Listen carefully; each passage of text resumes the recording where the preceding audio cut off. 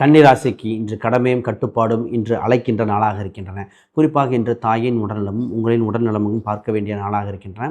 மருத்துவ செலவுகள் இன்று இருந்தாலும் சின்ன சின்னது இருந்தாலும் இன்று மீண்டும் உங்கள் உடல் நோயிலிருந்து மீண்டு வருகிற காலகட்டம்.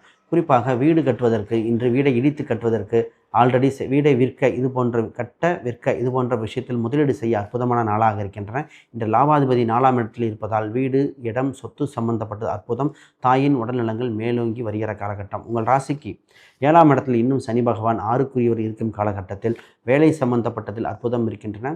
வேலை செய்யும் இடத்தில் சில சில மந்தங்கள் இருந்தாலும் இன்று இறுதியில் உங்களுக்கு நல்பலமாக இருக்கின்றன. காதல் சம்பந்தப்பட்ட விஷயங்கள், திடீர் அதிர்ஷ்டங்கள், திடீர் யோகங்கள் இருக்கிற காலகட்டம். திருமணம் சம்பந்தப்பட்டதில் பொறுமையாக பேச்சுவார்த்தைகள் பேச வேண்டும்.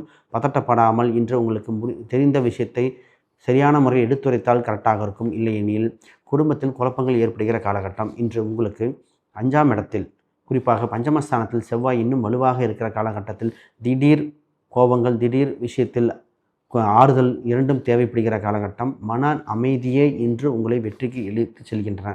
உங்களுக்கு ராசி எண்களாக 9 மற்றும் சிவப்பு மெரூன் நிறங்கள் யோக பலனை கொடுக்கின்றன. இன்று வராகி அம்மன் வழிபாடு, குறிப்பாக சப்த கன்னிகள் வழிபாடு மிகுந்த யோகத்தை கொடுக்கின்றன.